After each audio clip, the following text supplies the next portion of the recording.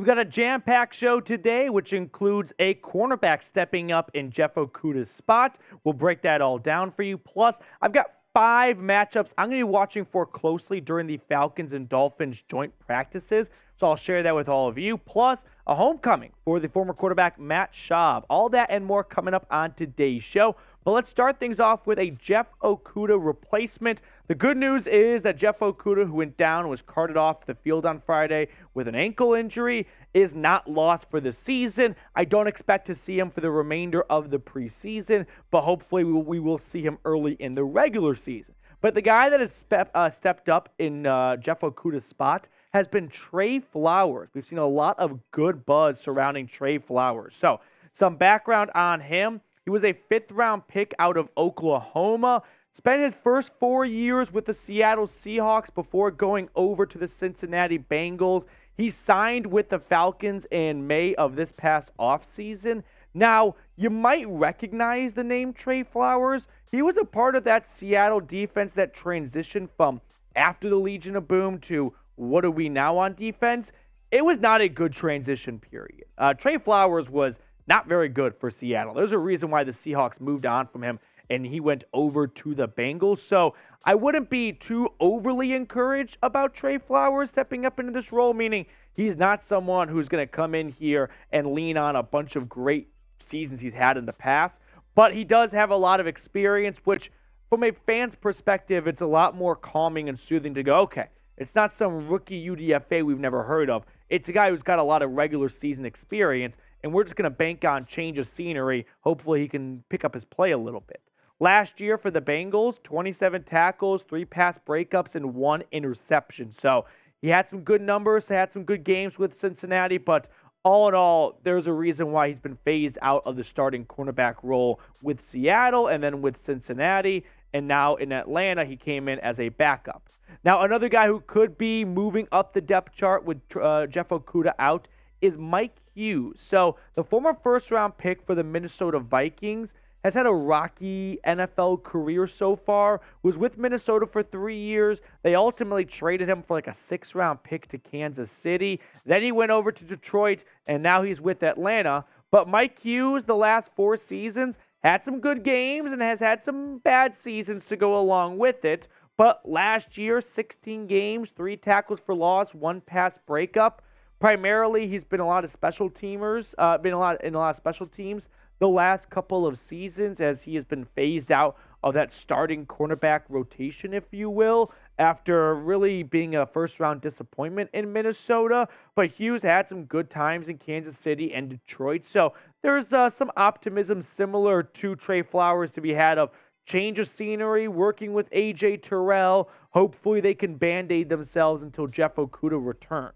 Here's what Arthur Smith had to say on the philosophy surrounding this situation. We mix and match all day.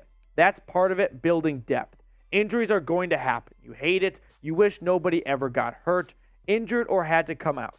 But that's part of, to me, our philosophy of team building. I'm still on the Jeff Okudah hype train, though. I loved the selection when he came out of Ohio State. I loved the prospect. How about that? And to be honest with you, I thought the Lions should have gone with Tua. But, well, what could have different world that would have been.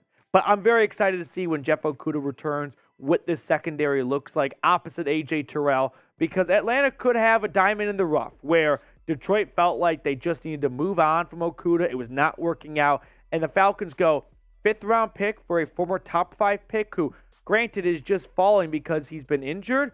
Well, if we capture a healthy season, we could get maybe not top 5 pick worthy, but CB2 worthy. And for a 5th-round pick, that's definitely worth a flyer. So I'm very excited to see what Okudah can do when he comes back into the starting lineup. Now, before we get to my top 5 matchups to watch for in the joint practices with Miami, make sure to subscribe. Selfishly, I ask, if you have not subscribed before, if you have not subscribed now, consider doing so. That way we can continue to grow our channel. We're trying to reach 13,000 subscribers. We're less than 50 subs away. So help us reach that goal off of today's video. Now, some joint practices with the Dolphins begin on Tuesday, and this leads up to preseason week 1 against the Miami Dolphins. So, what am I watching for in these joint practices? Well, I'll say in a lot of ways, the joint practices are more telling than the preseason games because the starters practice in the joint practice.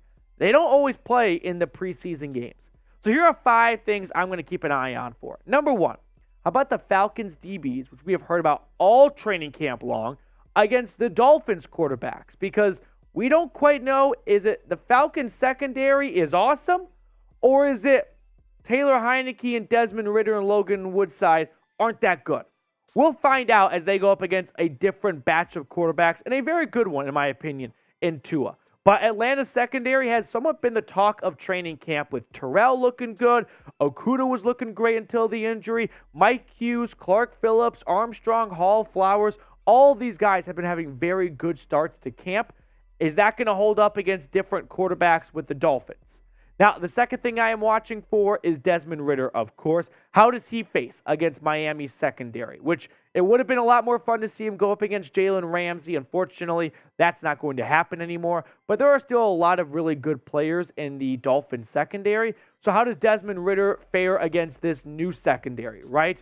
Does he sink a little bit and the Dolphins expose him, whereas the Falcons have been maybe trying to cover things up and boost his confidence? Well, the Dolphins aren't there to boost his confidence, I can tell you that much. So I want to see how Ritter fares against a different defense, and specifically the secondary when they do some one-on-one drills. Now, before we get on to the rest of the matchups I am watching for, check out our sportsbook partner, BetUS. They are giving Falcons fans a 125% deposit bonus when you go to chatsports.com/betfalcons and enter promo code Falcons125. If you put $100 in, they'll match that $100 and then give you an additional $225. So you have $225 to play with. I'm not going to stand here and say, go bet on the Falcons in the preseason game against the Dolphins, but I will stand here and say bet on the over, because the over just makes it way more exciting to watch. Because hand up, preseason football can be a bit of a drag at times. Let's just remember that we're all excited for football to be back until it's the second half and the third stringers are in. But if you bet the over, you've got a rooting interest at least. The third matchup I am keeping an eye on is the Falcons defensive line against the Dolphins offensive line. For Miami, they have a new revamped offensive line, or at least that has been a big focus of this offseason. For Atlanta, they definitely have a new revamped defensive line. So how do these new sides of the trenches fare, right? The Falcons offensive line, let's get the defensive line here up, Smitty. The Falcons defensive line, there it is, their front 5. Lorenzo Carter, Calais Campbell, David Onyemata, Bud Dupree. All new faces. Campbell, Onyemata, and Dupree, all new faces. Carter and Jarrett are the only guys coming back that were with this team a season ago. So for the Falcons, I'm very excited to see how this new front under Ryan Nielsen fares against a good Dolphins, good to strong word, against a Dolphins offensive line. How about that? But I'm excited to see how the Falcons D-line goes up against a new offensive line in Miami. Fourth thing I'm keeping an eye on is just Bijan Robinson. I'm on full Bijan Robinson watch. Whatever he does, I want to know. And how does he do against 11 Dolphins? It might be a massacre. Peter could be at the next practice. I can't wait to see how Bijan fares against Miami's just 11 defenders altogether. No matter what position it is, that's what I'm interested to see. How does Bijan go up against the defensive line for Miami, the linebackers, the secondary, all that good stuff? Because the Dolphins have a good front 5, so it's not going to be easy for the Falcons offensive line and Bijan to push around these guys. They've got Christian Wilkins, one of the best defensive tackles in football, Jalen Phillips and Bradley Chubb. So they've got some good pieces up there, but I just want to see Bijan. I want more Bijan. More Bijan in my life is a great thing. Fifth and final matchup to watch for is Matthew Bergeron, the rookie left guard, going up against the Dolphins defensive line. So remember that left guard Matt Hennessy is out for what we believe to be about a week or so, and I don't think they're going to push it and have him come back too early. And if that's the case, then Bergeron will have an opportunity to go with the first-team offensive line in some real live drills against another team, which might not be the case in the preseason game because, like Chris Lindstrom, he ain't playing in the preseason game more than a couple snaps. But he's going to have to, Bergeron will have to go up and block guys like Christian Wilkins, Raekwon Davis, Zach Sealer. Like, they've got some good pieces in Miami up front. Jalen Phillips, Bradley Chubb. I want to see how Bergeron fares against a new defensive line. To wrap up the show, one more question before our draft. Do you care about the preseason? Be honest with me. Yes or no? Give me your thoughts down in the comment section below. I know that preseason football is exciting to have it back, but I'd be lying to you if I said, yeah, preseason football, you can really connect the dots to the regular season. It doesn't always work out that way. One more quick news item to hit on before we get to our draft. Matt Schaub is joining the Falcons coaching staff as a football offensive analyst. He joined them about a week ago. Now, remember, Schaub was drafted by Atlanta, third-round pick, traded to the Texans, had a great career in Houston, came back to the Falcons, even had a spot start for Matt Ryan a few years ago. But Schaub joins this coaching staff as a football analyst. So it's exciting to see what I believe is a really good offensive bright mind come back and work with a very young offense with Desmond Ritter, Kyle Pitts, Drake London, and Bijan Robinson. No one having more than 2 seasons of NFL experience on under their belt. So with that being said, producer Rolly took some very much needed and well-deserved time off. So we've got producer Smitty filling in for Rolly. Just something with the Y ending producer name. And Smitty's going to do a great job this week. And I don't know if he's going to do a great job in this draft, though, because it is worst plays in NFL history. And I had the 1-1 selection, and Smitty, I went with the no-brainer in my eyes, the butt fumble. It was a no-brainer. You really couldn't pass on it. It's iconic. It's the butt fumble. And I had to go with something almost just as iconic, another go for a touchdown play. But this one ended the game, so I think it might even have the edge. Jacoby Myers' lateral last year against the Raiders. That was just atrocious. Yeah, that's hysterical. There's no other way around it. Great selection right there. My second pick, I went with the Colts fake punt. I don't know if we'll ever quite figure out what the end goal was there. But you all know what I'm talking about. It was Sunday Night Football, I believe, against the Patriots. Yep. Almost 10 years ago now. Mm-hmm. Crazy to think about. And they had a bizarre lineup, and the referee had an all-time out announcement. It's like, illegal formation. The Colts had 9 guys over on the right side. You can't do that. And they just got demolished immediately. All-time play. The officials didn't even know how to explain it.